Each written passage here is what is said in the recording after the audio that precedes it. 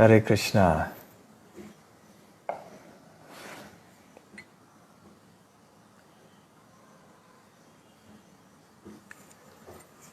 Jaya Radha Madhava Kunja Bihari.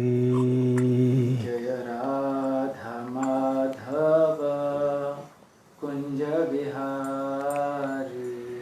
Jaya Radha Madhava Kunja Bihari.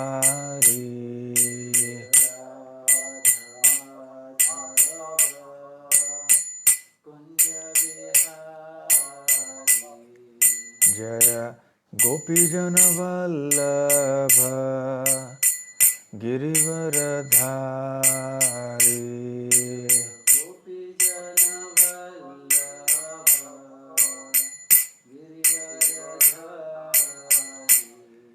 Jaya Gopijana Vallabha Girivaradhari.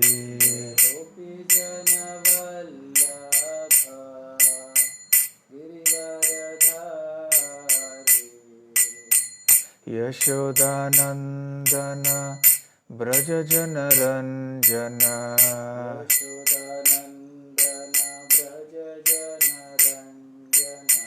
Yashodanandana Brajajana Ranjana.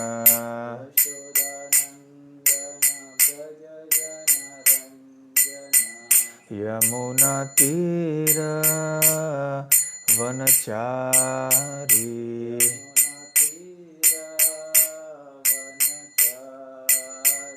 Yamuna Tira Vanachari.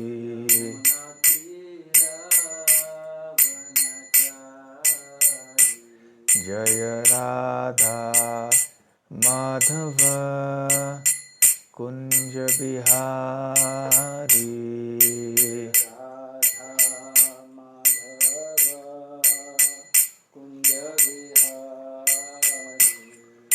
Jaya Shri Krishna Chaitanya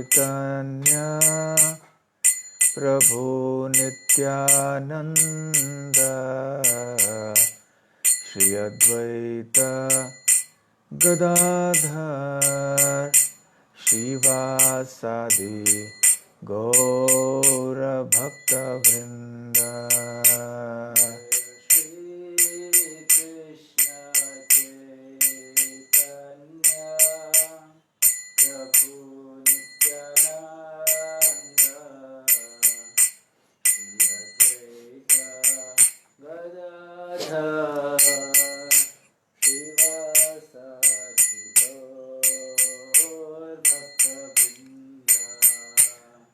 Hare Krishna, Hare Krishna, Krishna Krishna, Hare Hare, Hare Rama, Hare Rama, Rama Rama, Hare Hare.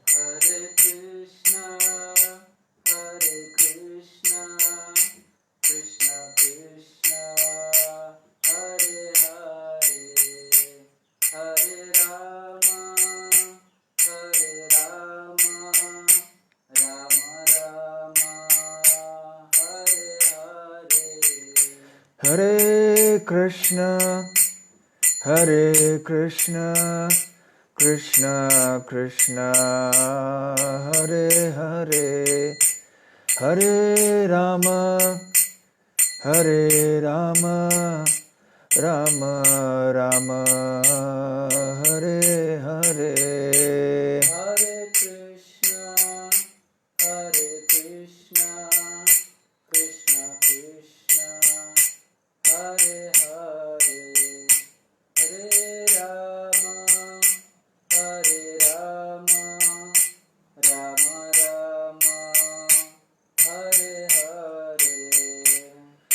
Jaya Radha Madhava, Radha Madhava Radhe. Jaya Radha Madhava, Radha Madhava Radhe. जय गौरनिताय जय गौरनिताय जय गौरनिताय जय गौरनिताय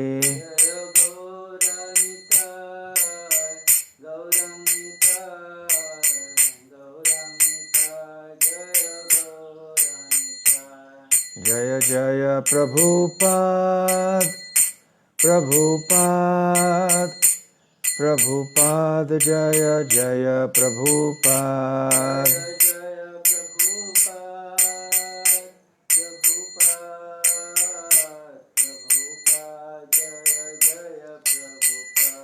निताय गौर हरि बोल हरि बोल हरि बोल निताय गौर हरि बोल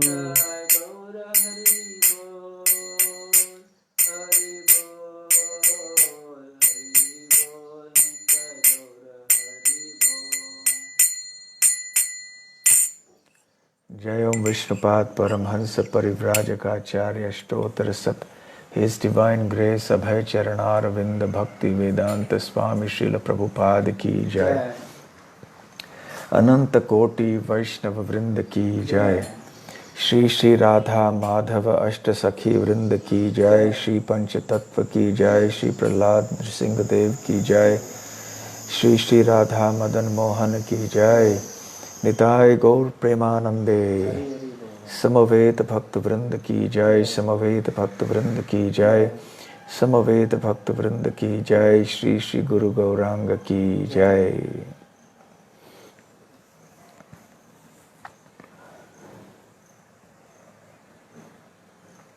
So Radha Charan Prabhu lecture in English or Hindi कौन से In English already there is a Hindi translation on another link. अच्छा ठीक है okay.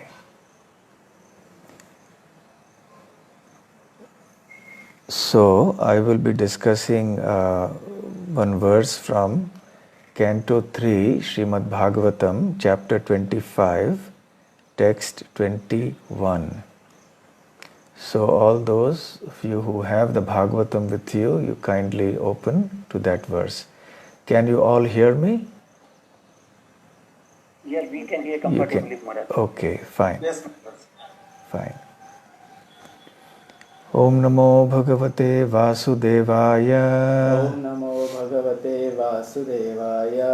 Om Namo Bhagavate Vasudevaya. Om Namo Bhagavate Vasudevaya. Om Namo Bhagavate Vasudevaya. Om Namo Bhagavate Vasudevaya. Narayanam Namaskritya. Narayanam Namaskritya. Naram Chaiva Narottamam. Naram Chaiva Narottamam. Devim Saraswatim Vyasam. Devim Saraswatim Vyasam. Tato Jayamudirayet. Tato Jayamudirahe. Nashtaprayeshva Bhadreshu. Nashtaprayeshu Bhadreshu. Nityam Bhagavata Sevaya. Nityam Bhagavata Sevaya. Bhagavatyuttama Shloke. Bhagavati Uttama Shloke. Bhaktir Bhavati Naishtiki. Bhaktir Bhavati Naishtiki. So I will be reading from Srimad Bhagavatam, Canto 3, Chapter 25, titled The Glories of Devotional Service, text number 21.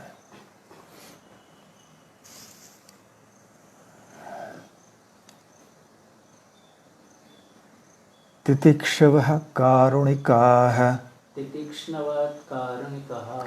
Suhridah sarvadehinam Surudha Sarvadehinam. Ajata shatravah shantah Ajata Shatravah Shanta. Sadhavah sadhu bhushanah Sadhava Sadhu Bhushanah.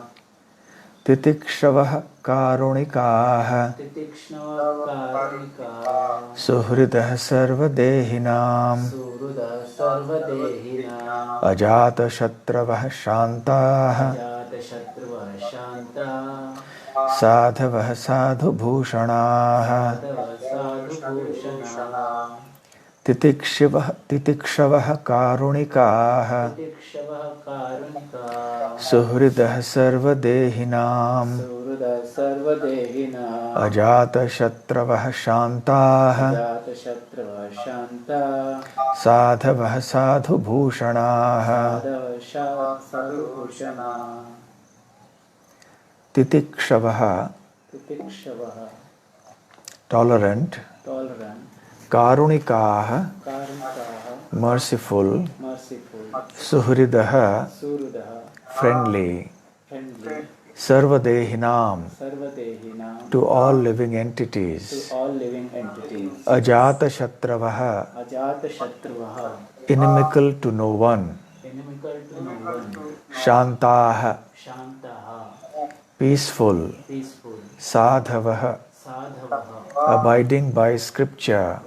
Avoiding by Sadhu Bhushanaha, Sadhu Bhushanaha adorned with sublime characteristics. adorned with sublime characteristics. Translation by Srila Prabhupada. The symptoms of a sadhu are that he is tolerant, merciful, and friendly to all living entities. He has no enemies. He is peaceful. He abides by the scriptures, and all his characteristics are sublime. Om Ajnana Timirandhasya Jnananjana Shalakaya Chakshurun Militam Yena Tasmai Shri Gurave Namaha Shri Chaitanya Manobhishtam Sthapitam Yena Bhutale Swayam Rupa Kada Mahyam Dadati Svapadantikam Vandeham Shri Guru Shri Yutapadakamalam Shri Gurun Vaishnavamscha Shri Rupam Sagrajatam Sahagana Raghunathanvitam Tam Sajivam Sadvaitam Savadhutam Parijana Sahitam Krishna Chaitanya Devam Shri Radha Krishna Padang Sahagana Lalita Shri Vishakhanvitamscha Nama Om Vishnu Padaya Krishna Presthaya Bhutale Srimate Bhakti Vedanta Swamin Niti Namine Namaste Saraswate Deve Gauravani Pracharine Nirvishesha Shunyavadi Paschatya Desha Tarine Vancha Kalpatarubhyascha Kripa Sindhubhya Evacha Patitanam Pavanebhyo Vaishnavebhyo Namo Namaha Jai Shri Krishna Chaitanya Prabhu Nityananda Shri Advaita Gadadhara Shiva Sadi Gaura Bhakta Vrinda Hare Krishna Krishna Krishna Hare Hare Hare Rama Rama Rama Hare Hare. Hare Krishna. I'm very happy to be with all of you today, although I wish that the reason for that could have been something different. But nevertheless, it is always auspicious to speak about the glories of great personalities, real sadhus, whatever be the occasion. I believe that most of the devotees who are here on this call are disciples of His Holiness Bhakti Charu Maharaj, or are those who hold His Holiness in great respect and have great appreciation and affection for him, and who consider him as one of the very, very wonderful examples of devotees and great followers of Srila Prabhupada. So it was with great concern that I had heard about the fact that His Holiness Bhakti Charu Maharaj had contracted the COVID-19 disease. At the same time, we are also assured by the fact that he is getting the best medical treatment, and also that he is showing signs of steady recovery from the ailment, and that therefore we should continue with firm hope of his recovery, and understanding that he is under, as always, the care of Lord Krishna. He is at Krishna's lotus feet, he has been, and he will continue to be. So therefore, he is under Krishna's protection. Krishna gives special protection to those devotees who are dear to him, who are very near to him. Therefore, I think we should be very positive. We should not be, I think anybody who is chanting their japa at this time should not chant japa during katha. We should either do japa or we should do kirtan. Or rather we should hear, but no multitasking here. When we are chanting japa, we should chant japa. When we are hearing class, we should hear class. No simultaneous japa and hearing of the class at the same time. So definitely His Holiness Bhakti Charu Maharaj is always at the shelter of Srila Prabhupada's lotus feet and Krishna's lotus feet. So I think by this fact all of us should be encouraged. And also please keep in mind that many devotees all over the world are actually praying for his swift recovery and his physical well-being. Spiritually, he is, as I mentioned, situated at Krishna's lotus feet, but physically we would like him all to recover so that we can get the benefit of his transcendental association for a long time to come. Whenever I think of His Holiness Bhakti Charu Maharaj, there are several verses that come to mind. Actually, because the great sadhus who live in this world are walking, talking manifestations or examples of the scripture. They are living embodiments of the scriptural descriptions of devotees and sadhus.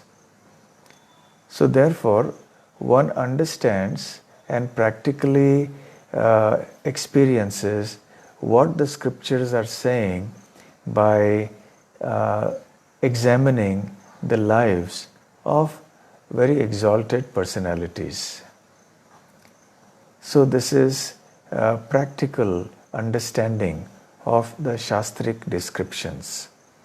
So when we look at the sadhus like His Holiness Bhakti Charu Maharaj, then we get renewed faith in the instructions of the scriptures and we get renewed understanding of what these narrations and descriptions mean.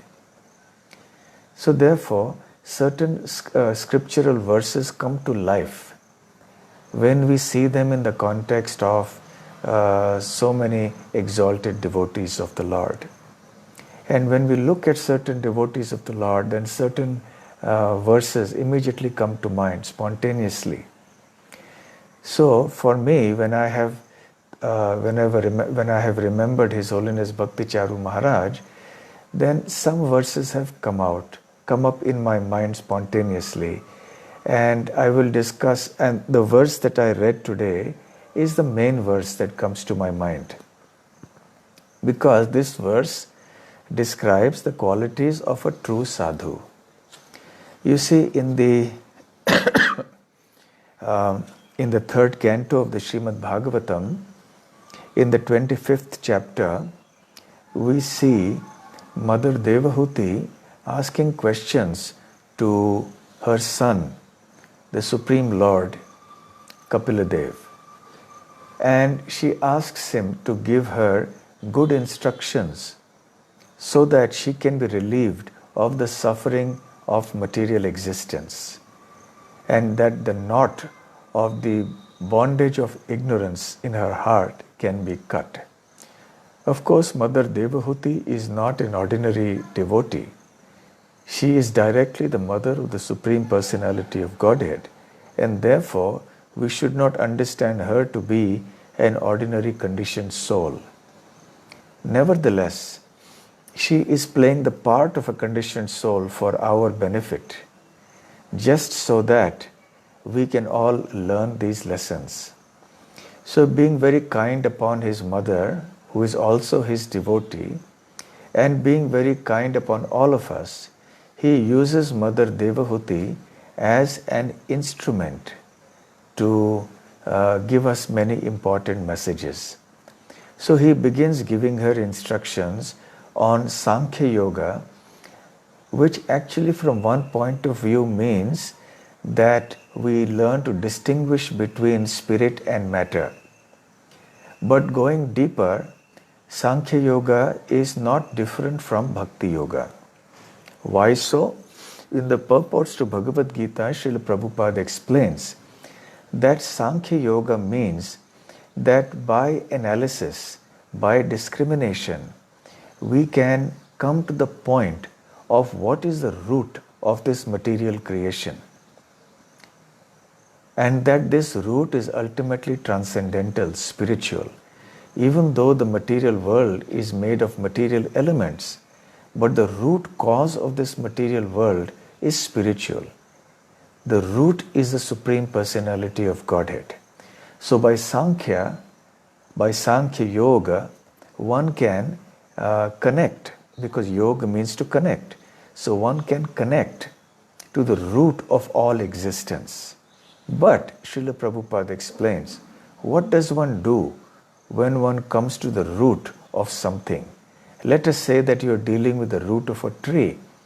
When you are a gardener, then you come across a plant or a tree and you find out the root, and now the next step is to water the root. So watering the root means that we perform devotional service in relation to the root of all existence, the Supreme Personality of Godhead, Sri Krishna. And that is Bhakti Yoga.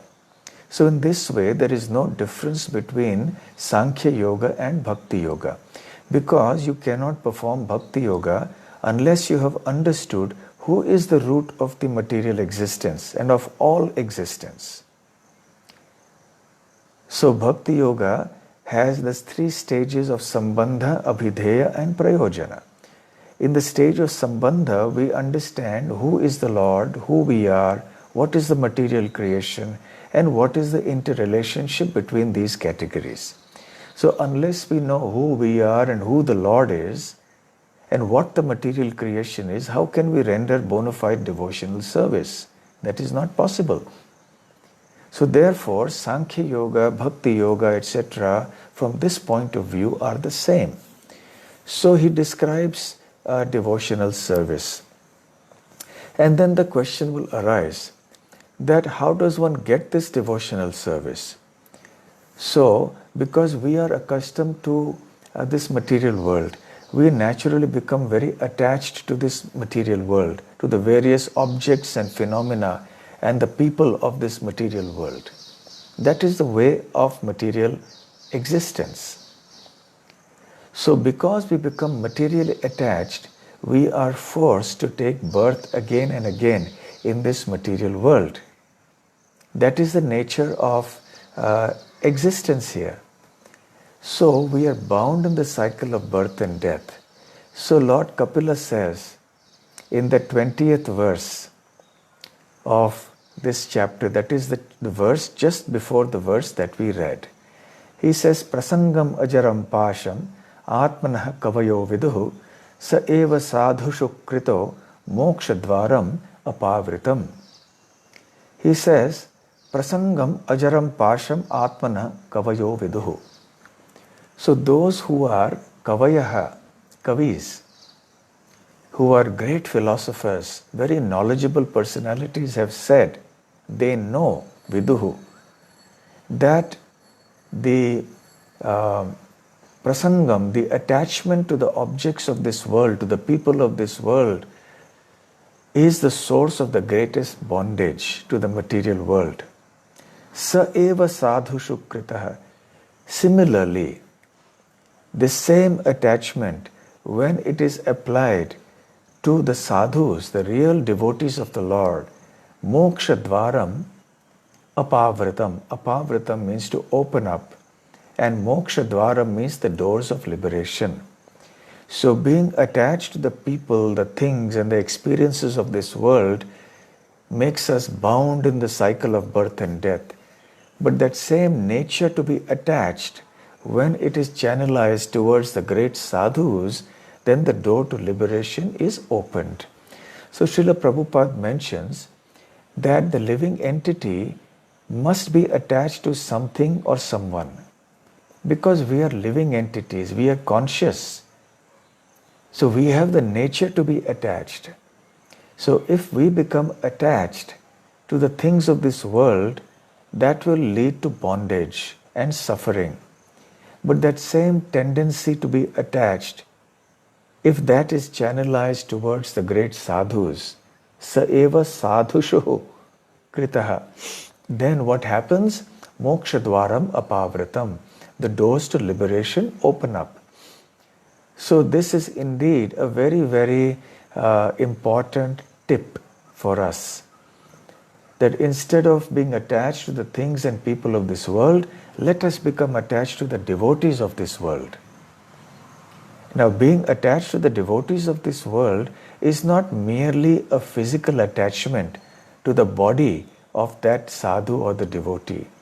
Real attachment means that if we are actually attached to the sadhu, we should be following that sadhu's instructions. We should be imbibing the mood of that sadhu. We should be following in the footsteps of that sadhu. This is the meaning of attachment. It is not merely attachment to the physical body of the sadhu.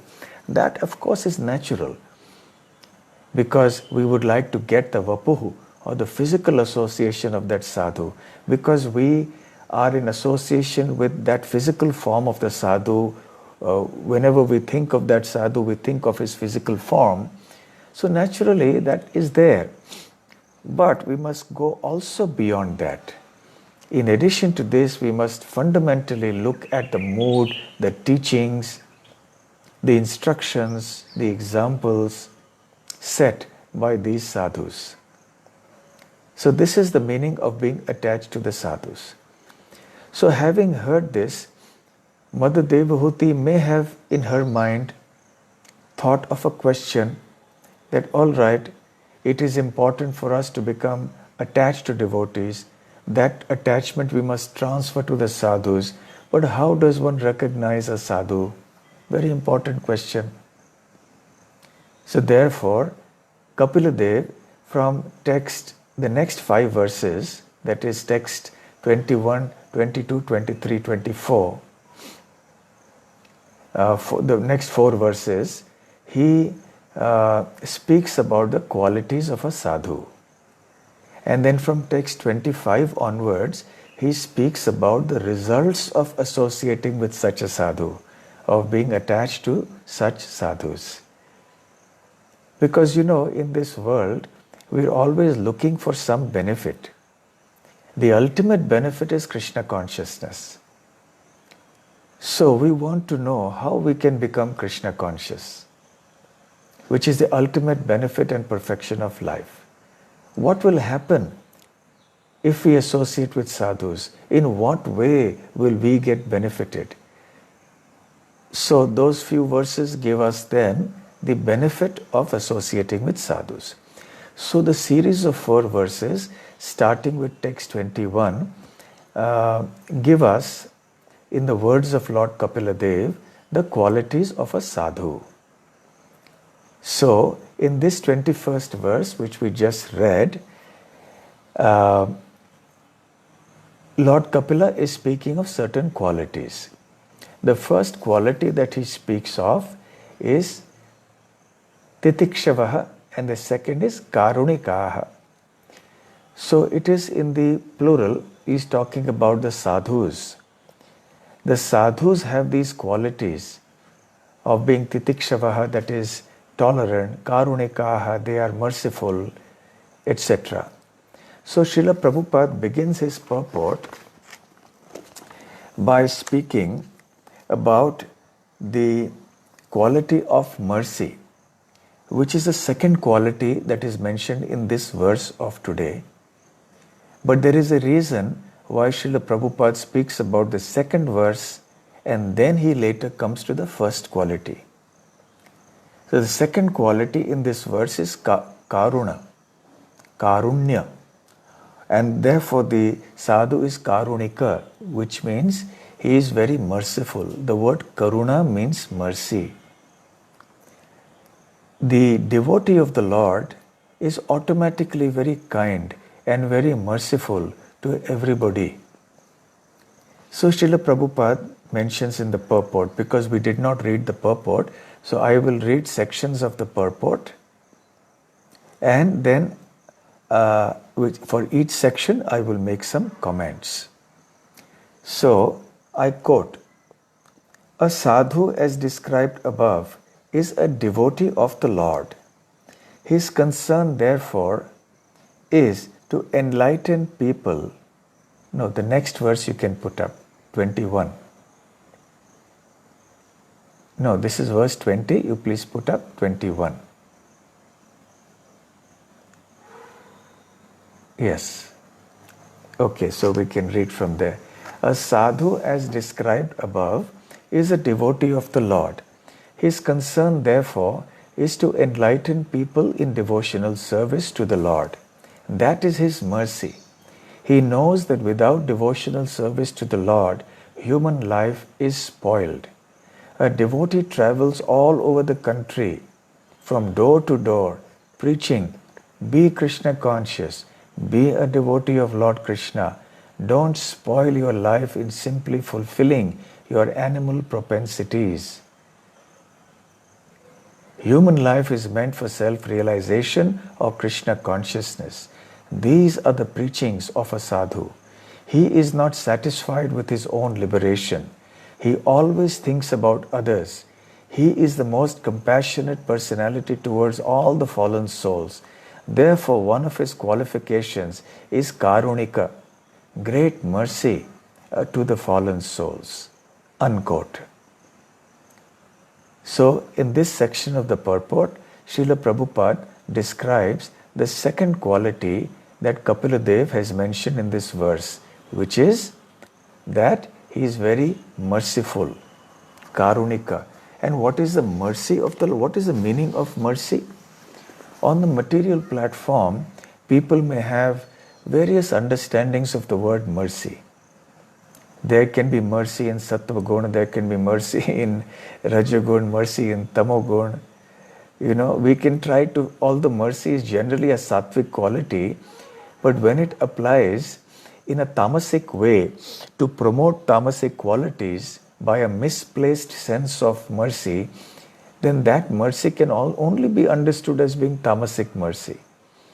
For example, if there is a drunkard and somebody thinks that, oh, this person really needs alcohol, so I should continue to supply this person with alcohol, and so that person can continue drinking and be happy, because when he doesn't drink alcohol, he is suffering so much.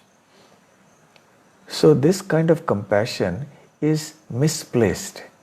It is misconceived, ill-conceived. Rather, the effort should be to try to get him out of this bad habit somehow, slowly, gradually, bring him out of this habit by giving him the higher taste. So there can be so many ideas of compassion in the material world. But real compassion is transcendental. It is spiritual. And as Srila Prabhupada says here, that his concern therefore is to enlighten people in devotional service.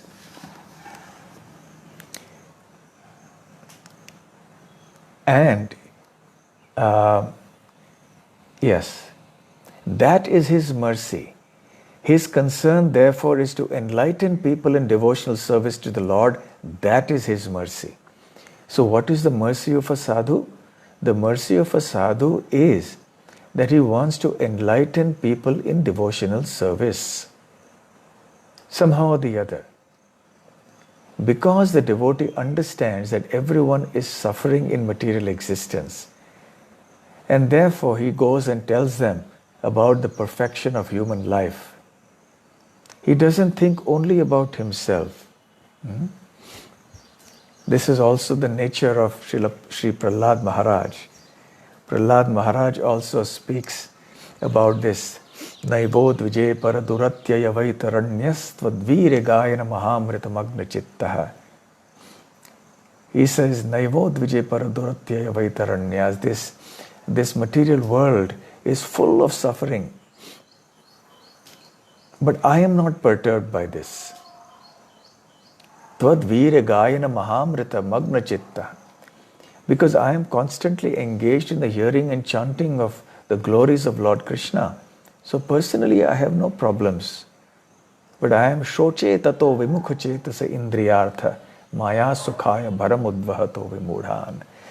That I am simply concerned for those people who are suffering the pangs of material existence. So that is the only concern of the devotee. The devotee is not concerned about himself and his sufferings. He is concerned about the sufferings of others, and he understands that the root cause of the suffering of everybody is material consciousness. And to rectify that, he knows the only remedy is Krishna consciousness. Therefore, the mercy of the pure devotee lies in giving Krishna consciousness everywhere. So we see that Srila Prabhupada also, even at the ripe old age, till his very last moments, was always traveling everywhere. So this is the purport of Karunika, that the devotee is very merciful. We see this in the personality of Srila Bhakti Charu Swami Maharaj, that he is always traveling, always trying to give Krishna consciousness to one and all, always engaged in such welfare activities. And then next, Srila Prabhupada speaks about what happens when somebody tries to be merciful in this way to everybody. Because such missionary activity automatically involves encountering many challenges, because people don't think like devotees do. People have a materialistic approach to life, and they feel threatened when a devotee comes and speaks messages of Krishna consciousness. So they may present so many challenges to the devotees. So in the next part of the purport, Srila Prabhupada says here, quote, while engaged in preaching work, he has to meet with so many opposing elements, and therefore the sadhu or devotee of the Lord has to be very tolerant. Someone may ill-treat him because the conditioned souls are not prepared to receive the transcendental knowledge of devotional service. They do not like it. That is their disease. The sadhu has the thankless task of impressing upon them the importance of devotional service. Sometimes devotees are personally attacked with violence. Lord Jesus Christ was crucified. Haridas Thakur was caned in 22 marketplaces.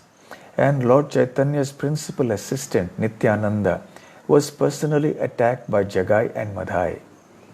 But still they were tolerant because their mercy was to deliver the fallen souls. One of the qualifications of a sadhu is that he is very tolerant and he is merciful to all fallen souls. Unquote. So, Srila Prabhupada in the purport is connecting the qualities of mercy with the quality of tolerance, which is the first quality in this verse of Kapiladev. Titikshava means one who is tolerant. So for one who is merciful to everybody, he also has to become very tolerant. Because the process of giving mercy to the fallen conditioned souls involves many difficulties, many troubles that are given by the people of the world. What to speak of, strangers, even sometimes family members and near and dear ones and friends give so many troubles. Why do you want to become a devotee? Why are you doing this? No, no, you must not do this. You must become like us, become materialistic like us. So you must also watch movies with us. You must also come to the hotels and eat outside with us. Why are you spoiling your life like this? Why these devotees have spoiled your life? They will come to the temple and quarrel with the devotees. Why you have given this Krishna consciousness to my husband or wife or son or daughter or father or mother or whatever. So this is a very common experience. I'm sure all of us have had some of the other experience of somebody becoming unhappy with us because we have become devotees. So this is the nature of this material world. So one has to become tolerant. So just the other day, somebody was asking the question on behalf of some Mataji who is being forced. She's the only devotee in the house, and everybody else is a non-vegetarian in the house, and she is forced to cook non-vegetarian food, and she is the only one as a devotee. So what to do now? So how much she has to tolerate? Yes? So it is very easy to say, okay, I will give up. There's too much opposition. I cannot tolerate this kind of opposition and this persecution or suffering. Better I just become like them. It is very easy to say that. But this lady is continuing, although she is forced to do so many things which she does not want to do. But what to do? She is continuing in her Krishna consciousness. Secretly she is chanting. She is in her heart, she is keeping Krishna firmly there. So much tolerance is required to be a devotee. Even if you don't want to, if you're not in the process of giving Krishna consciousness, by the very fact that you are a devotee yourself itself invites so much trouble. What then to speak of somebody who wants to give Krishna consciousness to everybody? Then your troubles only increase more. So therefore a great devotee has to become very tolerant. So we'll continue with the purport and we will see how Srila Prabhupada discusses each of those qualities mentioned by Kapila Dev in that verse. And for each quality we can actually remember His Holiness Bhakti Charu Maharaj, because he exemplifies and embodies, he personifies these qualities in his personality. So, yes, where were we? Yes, he, quote, he is not only a well-wisher of human society, but a well-wisher of animal society as well. It is said here, Sarvadehinam, which indicates all living entities who have accepted material bodies. Not only does the human being have a material body, but other living entities such as cats and dogs also have material bodies. The devotee of the Lord is merciful to everyone, the cats, dogs, trees, etc. He treats all living entities in such a way that they can ultimately get salvation from material entanglement. Shivananda Sen, one of the disciples of Lord Chaitanya, gave liberation to a dog by treating the dog transcendentally. There are many instances where a dog got salvation by association with a sadhu, because a sadhu engages in the highest philanthropic activities for the benediction of all living entities. Yet, although a sadhu is not inimical towards anyone, the world is so ungrateful that even a sadhu has many enemies.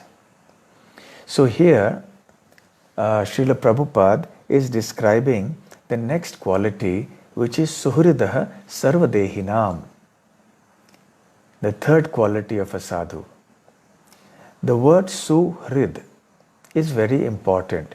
Su means good, nice, pleasant, very favorably inclined, disposed. And Hridaha means the heart. The Suhrida refers to one who has only good wishes in the heart for somebody, who never has any ill will towards anybody. The genuine devotee of the Lord, the genuine devotee, sadhu, is a suhrit of everybody. You know, Srila Prabhupada used to always end his letters to his disciples by saying, "Your ever well-wisher." And then he would sign, A.C. Bhaktivedanta Swami Swami, A.C. Bhaktivedanta Swami. So, your ever well-wisher. So, what is the meaning of ever well-wisher? That is suhrid. One who always wishes well for everybody else. So, this is the meaning of suhrid. Elsewhere also Srila Prabhupada speaks about categories of friends. Prabhupada says there is something called official friendship. You know, official friendship means that on the social scene, at the formal level, you are friends with somebody, but that is a very formal friendship. It is not very deep. Then there are other types of friendship where it may appear to be deep, but it is only selfish because it is a question of me doing something for you so long as you are beneficial to me. So you are my friend so long as I can get something out of you. The moment you go against me in some way, then I disown you as my friend and you become my enemy. So then such friendship is meaningless.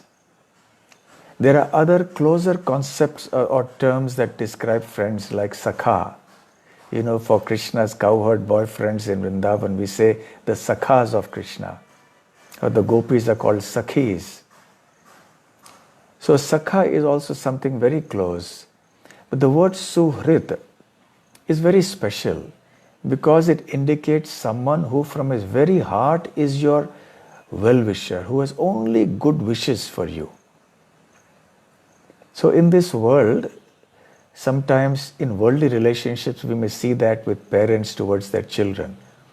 Although sometimes because in the material world the situation is such, even parents sometimes can kill their children. Don't the mothers kill the children in their womb and do abortion? It's happening. Millions of mothers are killing their own children in the womb. Even later on in life, when the children grow up, they fight with their parents and brothers and sisters for property, for money, and so much enmity develops between the family members. And then sometimes the parents also start hating their children. Such an extreme situation is sometimes developed in this world. Very unfortunate. It may not happen often, but it happens. So therefore we see that even in those relationships in the material world which are supposed to be very close, you know, the feeling of wishing well for them is lost. But a genuine suhrida will be one who under no condition will stop being a well-wisher of somebody. This is the real test of a suhrid. Even if the persons towards whom we have good wishes turns against us, starts criticizing us, or acts against us, still one remains the well-wisher of that person. One only has good wishes for that person. Little earlier in the purport, Srila Prabhupada spoke about Jesus Christ, he spoke about Haridas Thakur, etc., who were genuine sadhus, who actually wished well for those who were persecuting them. Jesus Christ said that, "I forgive them, my Lord, for they do not know what they do." Similarly, Haridas Thakur had only good wishes for those who were persecuting him by beating him in 22 marketplaces. So this is suhrid. Yes? So therefore, in such a situation, one understands who is a real suhrid, who is a genuine sadhu. So we see this also in the life of His Holiness Bhakti Charu Maharaj. He is always genuinely wishing well for anyone and everyone. He is always appreciating. And I was also reminded of another verse from this time from Bhagavad Gita in relation to His Holiness Bhakti Charu Maharaj, which is Advaishta Sarva Bhutanam Maitraha Karuna Evacha Nirmamo Nirahankarha Samadukha Sukha Kshami, where Krishna says, describing the qualities of a devotee in chapter 12 of Bhagavad Gita, Advaishta, that he doesn't have any dvesha, any envy towards anyone. Sarva Bhutana.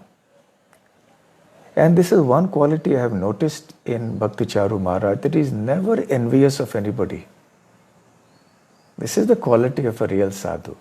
It is very easy for the conditioned living entity to become envious of another person, to become jealous of another person, to not want to glorify another person because one feels, oh, I wish I could get that glorification. I wish I had that quality so that people would glorify me, so that I would be in the forefront, I would be in the limelight. But I have observed that His Holiness Bhakti Charu Maharaj is always glorifying others. He is always appreciating the good qualities of others. He has no hesitation in doing this. And this can be done only when somebody is free from jealousy, free from envy of other people. It's a very important quality of a devotee. So therefore, Advaishta Sarva Bhutanam Maitraha. Maitra means that he is a friend. Karuna Evacha, he is very kind and merciful. Nirmamaha means he has no sense of proprietorship. Nirahankara means he has no ego. Samadukha Sukhaha, he is equipoised in happiness and distress. And Kshami, he is very tolerant. So it's a similar verse to the verse that Kapila Dev is saying here. And we will see Advaishta Sarva Bhutanam. So he is non-envious and kind towards all living entities. Similarly, in this verse, Lord Kapila Dev also says, Suhridam Sarvadehinam. He is the ever well-wishing friend of all living entities. Sarvadehinam, Sarvabhutanam, same thing, same meaning. So, the genuine sadhu always thinks about all persons. He doesn't say, oh, these are only my community people and therefore I'll look at them only for their welfare. But those people are from another community, so I will not think about their welfare. Similarly, I have noticed in Bhakti Charu Maharaj that he doesn't think, oh, this person is not my disciple, therefore I will not think about his or her welfare. I will only think about my disciples. No. I have seen him all through. He is equally concerned about all devotees and others also, regardless of whose disciples they are. And without any differentiation, he gives equal time, energy, and is very kind to all of them. So this is a very noteworthy and praiseworthy quality. So, we will go to the next part of the purport. Can you please put it up on the screen, the purport? Yes. So, we will continue. Suhridam Sarvadehinam we finished. Yet although a sadhu is not inimical towards anyone, the world is so ungrateful that even a sadhu has many enemies. What is the difference between an enemy and a friend? It is a difference in behavior. A sadhu behaves with all conditioned souls for their ultimate relief from material entanglement. Therefore, no one can be more friendly than a sadhu in relieving a conditioned soul. Unquote. So here, Srila Prabhupada is describing the quality that is mentioned by Kapila Dev, Ajata Shatravaha. Shatru means an enemy. Ajata means one who does not have. Ajata, literally, it means one who is not born. So Yudhishthira Maharaj was also called Ajata Shatru, whose enemy doesn't exist or whose enemy is not born. But Prabhupada says here, even a sadhu has many enemies. What does it mean? It means two things. One, that a sadhu doesn't deserve to have enemies because his characteristics and qualities and behavior is so sublime. But nevertheless, the world is so ungrateful that people still become his enemies. That is the first part of it. And the second purport to this sentence is that even though others may consider him to be enemies, he does not consider himself anybody's enemy. So therefore you can say Ajata Shatravaha or Ajata Shatru, that he does not have any enemies. So this is the purport for this term, Ajata Shatru. So this is another quality of a sadhu, as mentioned by Kapila Dev. The next point is Ajata Shatravaha Shantaha. They are all Shanta, they are peaceful. So Srila Prabhupada in the purport here says, a sadhu is calm and he quietly and peacefully follows the principles of scriptures. So being calm and being peaceful is the quality of a sadhu. Yes, it's very important because there are many agitating circumstances in this world, and all through, if a sadhu is not calm, then how will he be able to be merciful to everybody? That is his natural tendency to be calm in the face of all types of adversity. So, Ajata Shatravaha Shanta Sadhavaha. So, how does Prabhupada translate the word Sadhava here? Abiding by scriptures. So, that also he mentions here in the purport. He quietly and peacefully follows the principles of scripture. A sadhu means one who follows the principles of scripture and at the same time is a devotee of the Lord. One who actually follows the principles of scripture must be a devotee of the Lord.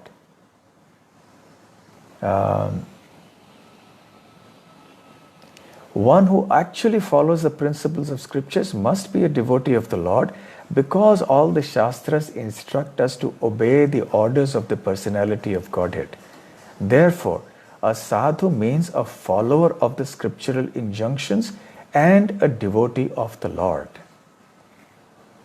So this is the purport of the word sadhu, sadhavaha, abiding by scripture. A sadhu automatically obeys the injunctions of the scriptures. He does not act whimsically. He does not act without deference to Guru Sadhu Shastra. He will not act of his own accord without reference to Guru Sadhu Shastra. And following the scriptures means becoming a devotee, because the essential instructions of the various rules and regulations of the Shastra are that one should become a devotee of the Lord. Smartavya satatam Vishnuhu vismartavyo no jati sarve vidhi nishedaha syur etayor eva kinkaraha. So, all the rules and regulations of the scriptures are servant of these two principles, that one must always remember Krishna and one must never forget Krishna. So ultimately all the different rules and regulations of the Shastra are only meant for one purpose, to make us all devotees of Krishna. And therefore, because a sadhu follows the principles of the scriptures, the regulations of the scriptures strictly, therefore he must be a devotee. So this is the purport of the word Sadhavaha or sadhu. Sadhava indicates the plural. And then finally, in the purport, all these characteristics are prominent in a devotee. A devotee develops all the good qualities of the demigods, whereas a non-devotee, even though academically qualified, has no good qualifications or characteristics according to the standard of transcendental realization. So sadhu bhushanaha. So they are all adorned by the qualities of a sadhu. Bhushan or abhushan means an ornament, an adornment. So sadhu's ornaments are not that, he has some nice clothes and some nice jewelry or something like that. That is not the adornment or the bhushan, abhushan of the sadhu. The qualities are his real adornment. A sadhu is adorned with certain saintly qualities. That is the important point. And these saintly qualities, as Prabhupada explains here, are all the good qualities that are there even in the demigods. So all these good qualities are reflected in the personality of a great sadhu. It naturally comes. All these good qualities naturally come in a devotee. So the Srimad Bhagavatam says, Yasyasti bhaktir bhagavate yakinchana sarvair gunes tatra samasate surah harav abhaktasya kuto mahatguna manorathe nasate dhavato bahi. He says, this verse of the Bhagavatam says that because one is a selfless devotee of the Lord, one performs Bhagavati Bhaktihi. Bhakti towards Bhagavan, Lord Shri Krishna, Sarvair Gunes Tatra Samasate Suraha. All the good qualities of the demigods, they come into the personality of that great devotee. And therefore Sadhu Bhushana, that person gets adorned with all these saintly characteristics and qualities. Mahat, what is the good? Harav abhaktasya kuto mahatguna. What good qualities can exist in a non-devotee of the Lord? Manorathe nasati dhavato bahi. So he always wanders on the chariot of his mind because of the various types of desires of this world. So such a person, therefore, is not a sadhu, but a person who follows the injunctions of the scriptures, who is devoted to the Supreme Lord, automatically manifests these saintly characteristics, which are his true ornaments. Sadhu Bhushana. In this way, Kapila Dev, in this verse, mentions some of the characteristics, the chief qualities of a real sadhu, and in the later verses also he continues with that description. So the reason I chose this verse is because I can find His Holiness Bhakti Charu Maharaj reflecting all these qualities in his personalities. So we are all fortunate to have the association of such a wonderful devotee in our midst.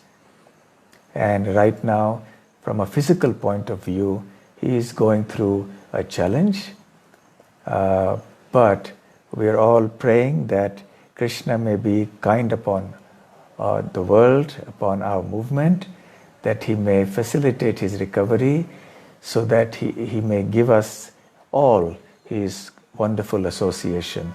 Of course, ultimately, Krishna is a Supreme Lord. We cannot dictate to Krishna what he can do, but we can plead before Krishna that we need the association of such great devotees in the world.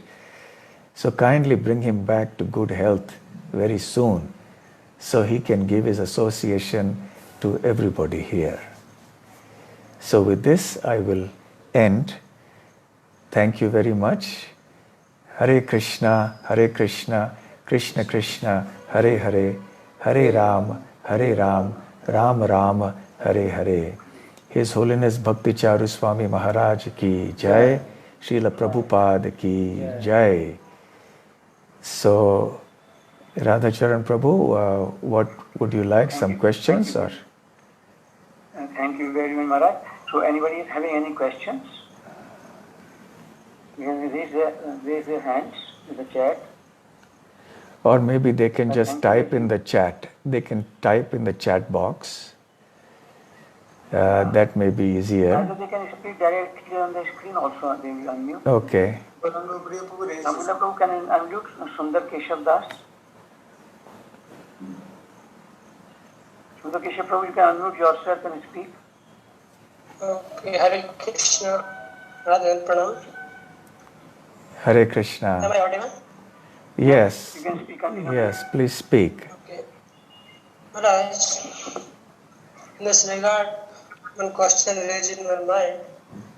Srila Prabhupada, he quotes in one conversation lecture, his disciple, he should not discriminate between the body of the soul, body and soul, Guru. Just like Krishna has not any discrimination between soul and bodies.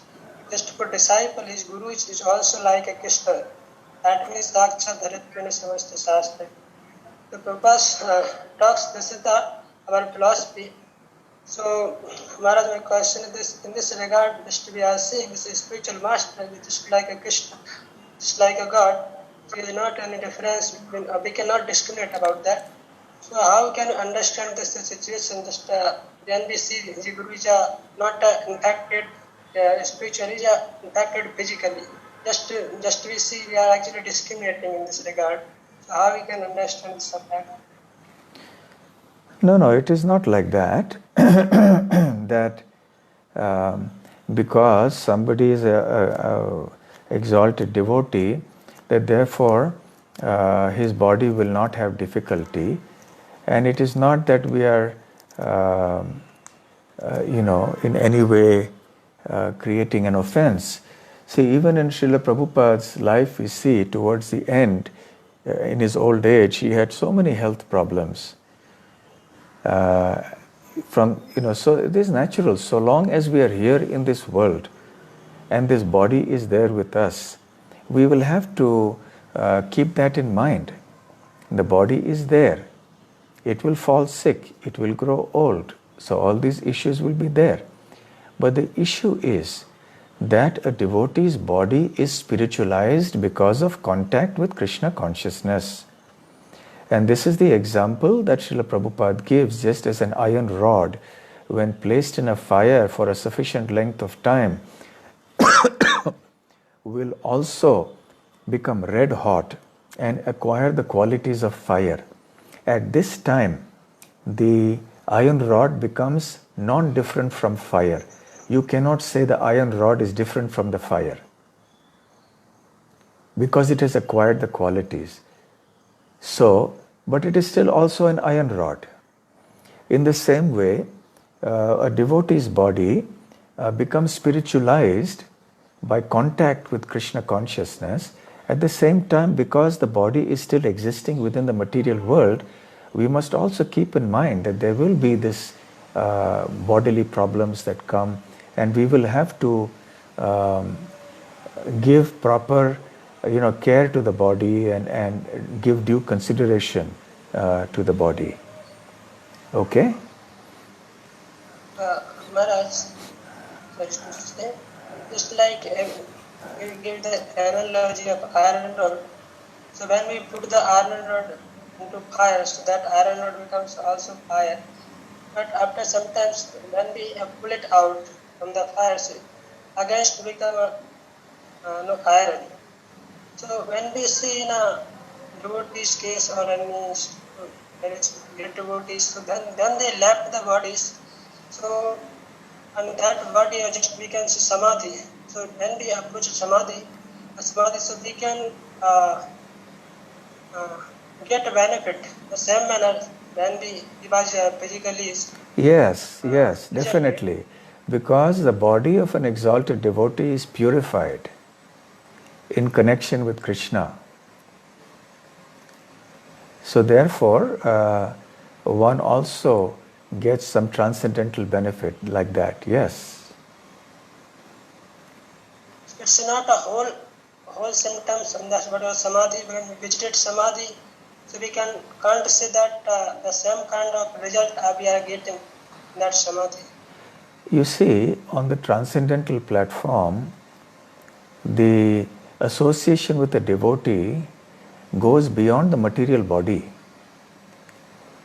On the spiritual platform, the presence of a devotee may be perceived anywhere. So when you refer to the samadhi, yes, the part of the body that has been placed there in samadhi has been Krishnaized by touch with Krishna consciousness. So definitely that becomes a very pious, becomes a pure place, it becomes a very Krishna conscious place. But at the same time, we must know that it is the instructions of that personality, it is the example of that personality, the memories of that personality, all are also equally purifying. So it is not that, for example, only when you go to Srila Prabhupada's Samadhi that you will feel the vibrations. You will feel the vibrations if you are thinking of Srila Prabhupada and his instructions also. Okay. But definitely at a Samadhi there is some very special significance there, because the body of that great devotee has been placed there. Okay? Okay, thank you, Maharaj. So that means this analogy of iron rod is not complete to understand the spirituality of devotees. No, it is complete in the sense that because the iron rod remains in contact with the fire. See, for a new devotee, you know, the iron rod you can consider will be in the fire and out of the fire, meaning that for some time he will do devotional service and then sometimes he will leave devotional service. But a fixed up devotee will always be in Krishna consciousness. Therefore, the iron rod is always in touch with the fire. Okay. So, therefore, as far as an exalted devotee is concerned, that devotee will always be Krishna conscious. So, that devotee's body will always be Krishnaized. But still, because it is within this material world, it will appear to go through the same transformations that any other body goes through in terms of disease, old age, and all this. Okay? So there is another question here on the chat.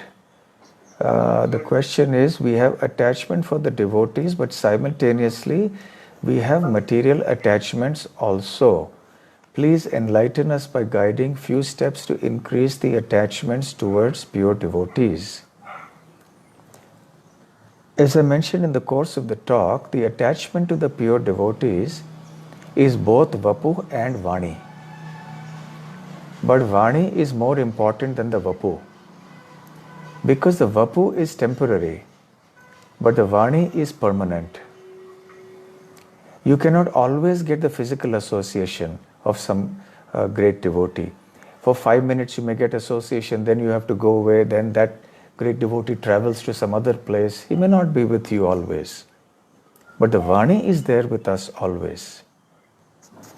So therefore, the way to increase attachment towards exalted devotees is to be attached to the Vani. Automatically the attachment to the Vapu is also there. Then that can increase the attachment. So I hope I have answered that question. Okay, one last question if somebody has. Hare Krishna, Dhanvat Pranam Maharaj. There is one question. Thank you for wonderful class. Please accept our humble obeisances from all the Gopal devotees. Maharaj, I have one doubt regarding the health problem of Maharaj. Like my question is, some people say, like, why are you praying for the health of the Maharaj? It may be possible, like it may be the arrangement of Krishna. Krishna may be thinking of taking him to his abode. So why are we not letting him to take him about? So there are some conflicts regarding this also. Some people say like you are not body or soul. So it may be the possibility of Krishna or arrangement of Krishna. It is good. So why are you praying not getting? You see, this point I already explained in the earlier part of the talk, or the later part of my talk, where I said that we are not in a position to dictate to Krishna what he should do. All we can do is to plead with Krishna. Why are we pleasing? We understand that Krishna will do whatever he knows is best. Whatever Krishna does will be perfect.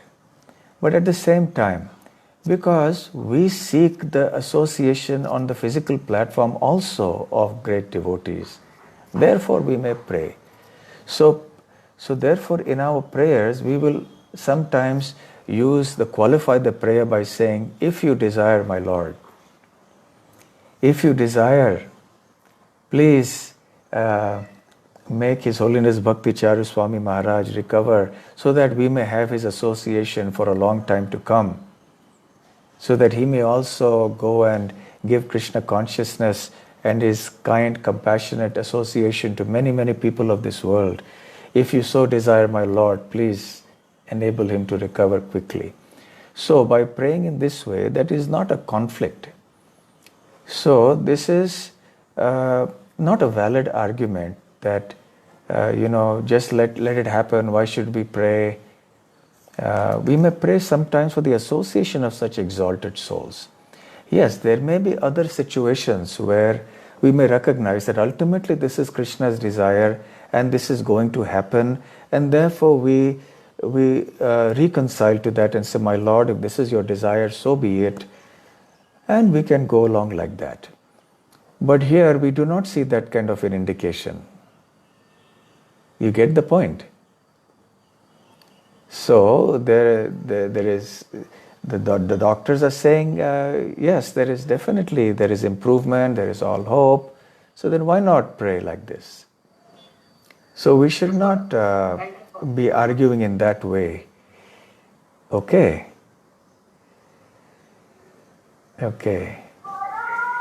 Krishna Maharaj, thank you very much that you have just given us an insight that how we can see the scriptures in their personality, living those characteristics in the personal life, which are exemplified completely in the life of Bhakti Charu Swami Maharaj in his personality. And there are many, many verses, as you indicated. When we just go through those verses or see Maharaj, then these verses come to our minds, and particularly our Gurvashtakam prayers especially also. And we want to just give one message to all the listeners here at the same time. See, Maharaj's health is completely, perfectly all right, his body is perfectly all right. So we need Maharaj association for a long time. In particular case, when the body is completely dedicated, the case is different. But in this case, we are very hopeful and very needful also that we pray very earnestly, humbly, sincerely, that we get association, and not only we, all the ISKCON needs this association and guidance with directions. So Maharaj, thank you very much for giving this insight and how we can just have more faith on the scriptures by seeing these qualities in a person, like Bhakti Charu Swami Maharaj. He's all the qualities of a sadhu, exemplified in his behavior, in his consciousness. Thank you very much for that. Okay, thank you very much to all of you. And I hope and pray that you are all keeping well in the midst of this coronavirus problem. Do take all the precautions possible. And I also hope that you are all progressing nicely in your Krishna consciousness. And I hope that you are making the good use of lockdown periods for doing more Krishna conscious activities. So thank you very much. His Holiness Bhakti Charu Swami Maharaj ki jai. Srila Prabhupada ki jai. Gaur Premanande. Hari Hari Bol. Hare Krishna. Bhakti Swami Maharaj ki jai. Thank you. Hare Krishna.